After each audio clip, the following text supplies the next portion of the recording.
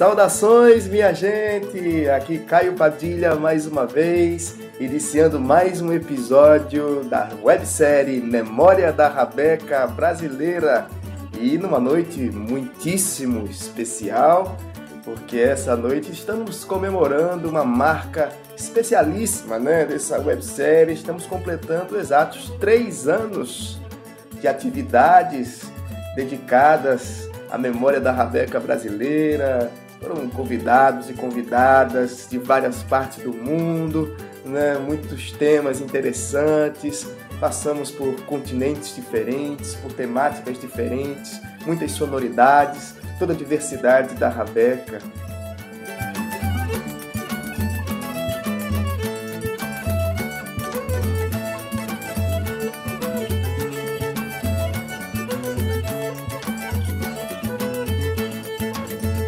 Então a nossa celebração fica ainda mais interessante para a nossa temática de hoje.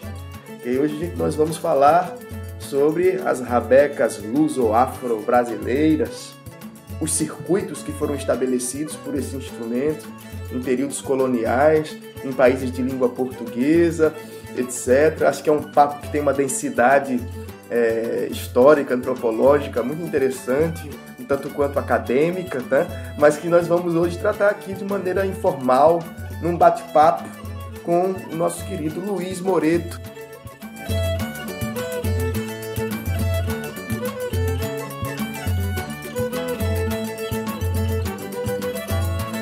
Ele que é músico e compositor, formado pela Universidade do Estado de Santa Catarina, a UDESC, e é doutor em etnomusicologia pela King's College London, lá na Inglaterra. A sua tese debate práticas e tradições de instrumentos friccionados em culturas luso-afro-brasileiras e seus contextos sociopolíticos e decoloniais.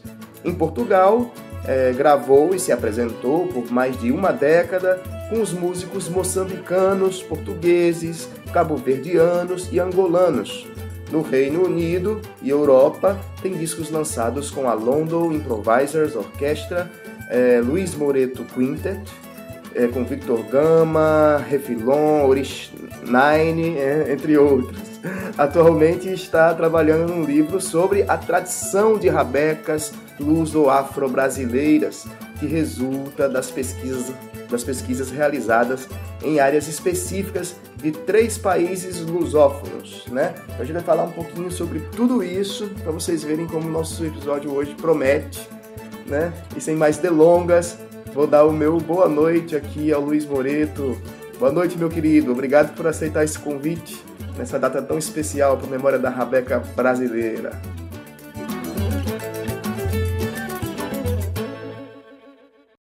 Boa noite, Caio. Muito obrigado pelo convite. Estou feliz em poder participar da memória da Rabeca Brasileira.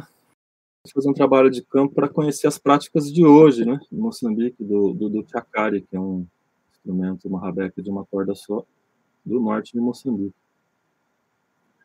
na província de Niassa. E lá eu pude, então, fazer um trabalho de campo, fazer gravações de áudio, de imagens das danças, dos instrumentos tradicionais da rabeca, e como isso é inserido na ideia de nação, no sentido de que países que recentemente saíram da colonização, como que eles reconstroem essas identidades locais, como que a cultura é importante, essa cultura local ela é importante para a formação de uma identidade nacional, que se pode chamar Moçambique, porque você tem mais de 20 línguas diferentes. Uhum. O próprio governo central ele incentiva essas práticas de uma forma ao formar um pertencimento da nacionalidade, do nacional, trazendo esses músicos de províncias distantes para tocar na capital e em outros festivais de música tradicional. Então eu pude presenciar e gravar e entrevistar músicos dessas rabecas. Uhum. Que maravilha. E quais são as perspectivas? A gente já está aqui ansioso para ler esse livro aí que está tá no forno aí, né? Tá sendo preparado.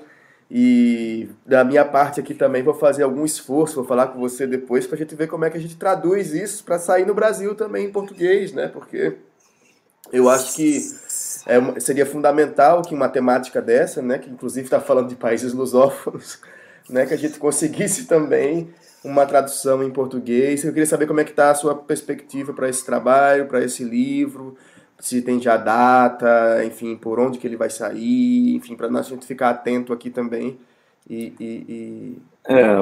O livro está no forno, esperamos que saia em 2023, né?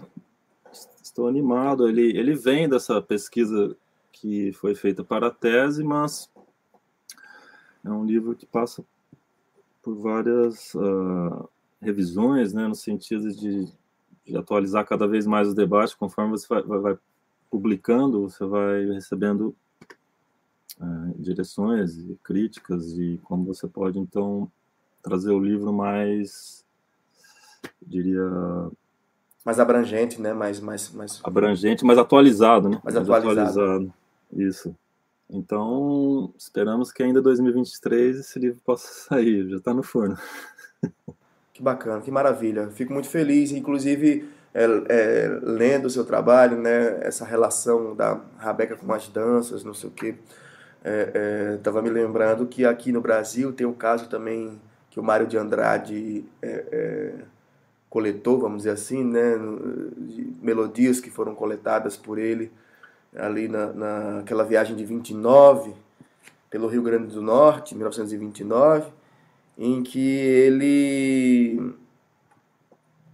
ao passar por por intermédio de Câmara Cascudo, né, tudo mais, conheceu o Vilemão Trindade, que era um rabequeiro preto, né, daqui dessa região, e que ele coletou muitas melodias. E muitas vezes os comentários do Mário, né, ele ressaltava a firmeza com que a firmeza rítmica com que o Vilemão executava certas melodias, porque estava ligada ao batido dos pés dos dançarinos, né, quer dizer, estava ligado um pouco a uma música que estava, vamos dizer assim, em relação com essas danças, com esses folguedos, né, com esses brinquedos populares, etc. Então, quer dizer, essa coisa das tradições de instrumentos friccionados entre rabequeiros negros, né, passa por Fabião das Queimadas, no Rio Grande do Norte, que era um cantador, né, que também compunha, né, seus versos e tudo mais, mas também por esses rabequeiros cantadores, aliás, tocadores de danças, né, de brinquedos populares. Então eles também certamente fizeram parte desse grande circuito aí mundial, vamos dizer assim, né, afro-brasileiro, luso-afro-brasileiro, desses saberes musicais sonoros, né, ligados à Rabeca. Interessante. E esse que você mencionou, ele é posterior ao Fabião das Queimadas. Ele seria mais novo, certamente ele pegou um período contemporâneo ao Fabião, porém são regiões diferentes, né? O Vilemão estava bem no litoral mesmo, né? No Canavieiro, inclusive, né?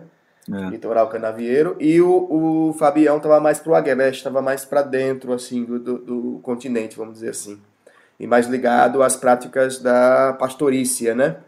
O boi já é outro contexto, assim, né? De organização, inclusive, do trabalho escravizado. Quer dizer, já era outro tipo já eram bem menos pessoas, né? Do que demandava-se menos pessoas trabalhando no trabalho com boi do que na área de plantação e de beneficiamento da cana, né? Vamos chamar assim. É muito interessante isso de você mencionar como o Mário, né, observa a força do ritmo, a precisão, como você falou, né? Porque no Quilombo do Morro Seco, quando eu pedi para um segundo rabequista, né, o Hermes Pereira, tocar algumas peças de rabeca, e depois a caixa de folia da bandeira, porque além de rabequista, ele também era tocador de caixa, né? Uhum. Então, as transcrições que eu fiz da caixa traz ritmos que são células rítmicas consideradas africanas, né? E que estão na música de folia da bandeira e do baile, porque apesar de ali ser uma região de fandango, os habitantes do quilombo eles não se referem a fandango, eles chamam de baile, né? Baile de rabecada. Então, dentro do baile de rabecada, os ritmos são as transcrições numa única peça. Eu consegui transcrever, apareceu como ritmo a síncope característica, né, que é muito debatida pelo Mário de Andrade, e também o ritmo de rabaneira e o trecílio, então que são ritmos que hoje os últimos estudos dizem que são células rítmicas ou não, talvez timelines, né? Timelines teria que estar num contexto mais de polirritmo, de vários instrumentos, várias linhas rítmicas, mas, no entanto, pode ser vestígios de timelines africanas e que estão presentes na música de rabeca, na música de folia, no baile, né? Que em outra região ali é chamada de fandango, né? Que o próprio Gramani estudou, né? O estudioso de rabeca e rabequista também, o Gramani, né? Verdade. Inclusive, o livro dele foi lançado em 2003, está completando também 20 anos. 20 esse anos. ano dessa publicação muito importante, né, que foi organizada pela filha dele, porque ele já tinha falecido, então a pesquisa ficou tanto quanto incompleta, né? Então Sim. ela organizou e deu nesse super livro, assim, que eu acho uma referência super importante, que é Rabeca, O Som Inesperado, né? Som inesperado. E a gente está chegando aqui já ao final da nossa conversa, Luiz. Vamos já para as considerações finais, infelizmente, que foi um papo muito bom, muito rico, né, Sim. com muitas informações. Mas eu não queria deixar de chamar a atenção para uma coisa que você mencionou agora há pouco, que eu acho que é fundamental para a gente entender esses processos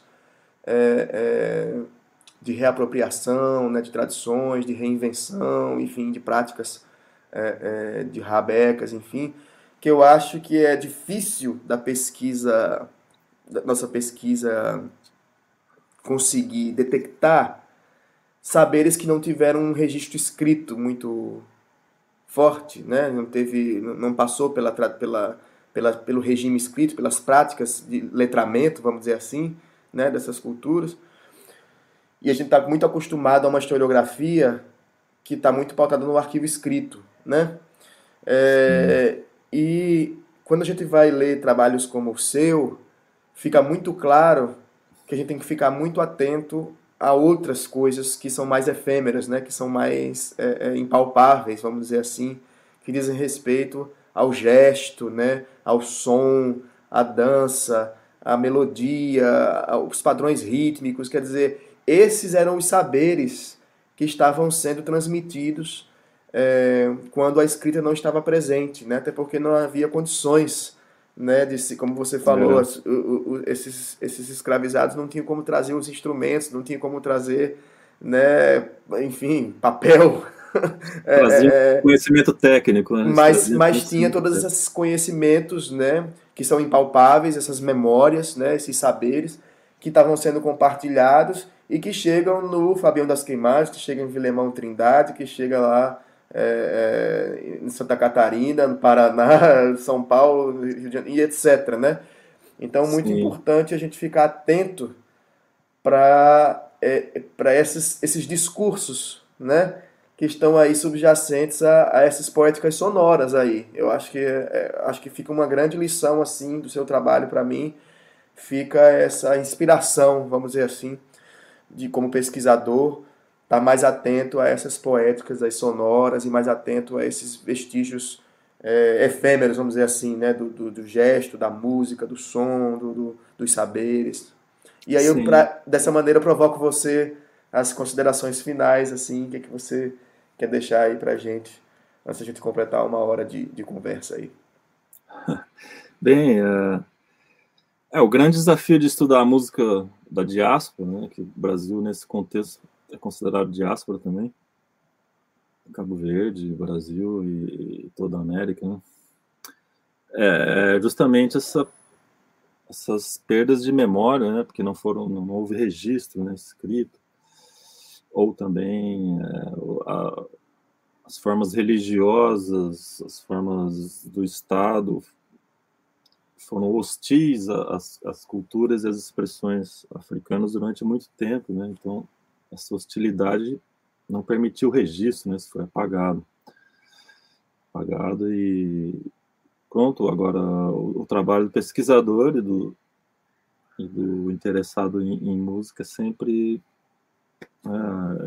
procurar a fonte e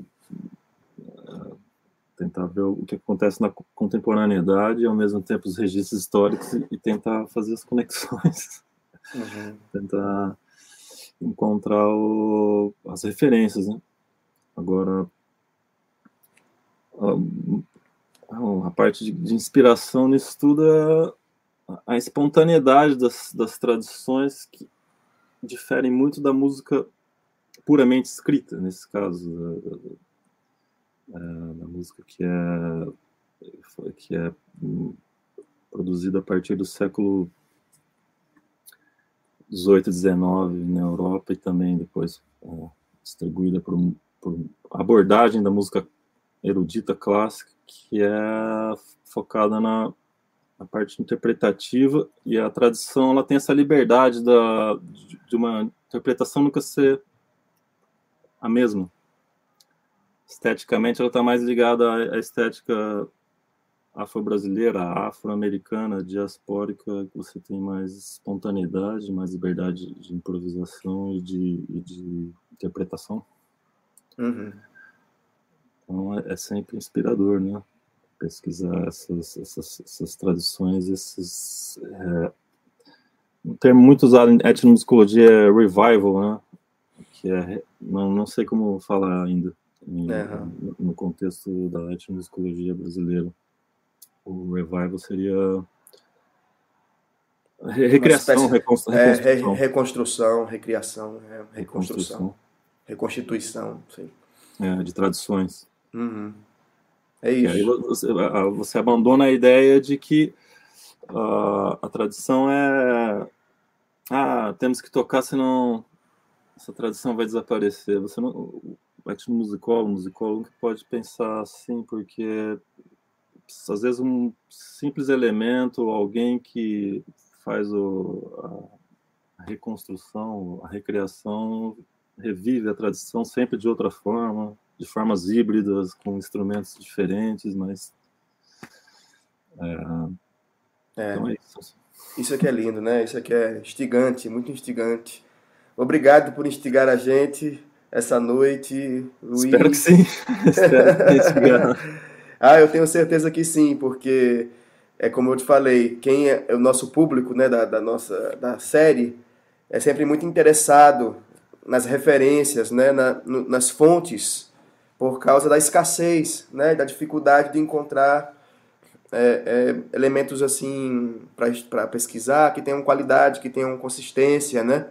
E eu tenho certeza que a gente ter feito esse papo em português, como eu falei no início, diante de toda uma série de publicações que você tem, tão importantes, mas que infelizmente estão publicadas em inglês, né?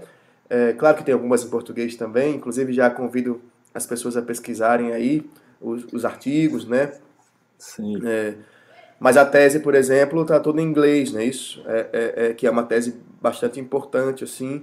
E eu tenho certeza que agora com esse livro que vai vir esse ano, com certeza, sim, vai abrir precedente para a gente publicar também em português, para os ávidos curiosos aí, pesquisadores e gente que ama a Rabeca, o som da Rabeca, enfim. Esperamos que sim, que sirva para os atuais pesquisadores também, que sirva como referência em alguns pontos. Esperamos que sim. Claro. Então, muito obrigado também ao Marcuse de França, que mais uma vez nos dá aí todo esse apoio técnico, logístico, enfim. Muito obrigado também a toda a audiência que nos acompanha nesses 3 anos de memória da Rabeca Brasileira. Por favor, gente, é um trabalho aqui que só depende do incentivo de vocês. Então, por favor, se inscrevam no canal, né? Coloca um joinha aí, deixa um comentário para incentivar a gente a continuar esse trabalho voluntário aí, né? Que a gente faz, independente, um trabalho sem nenhum financiamento por enquanto, né? E não que a gente não queira, né? A gente quer, inclusive, que seja esse trabalho tão importante, cultural, tem apoio, né, das instituições, tem apoio aí dos editais e tudo mais. Estamos trabalhando para isso. E a gente se encontra muito em breve aqui nesse mesmo canal. Tá bom? Muito obrigado. Até a próxima, Luiz. Obrigado, Caio. Obrigado, Marcuse. Valeu a todos. Obrigado. Tchau, tchau. Tchau, tchau.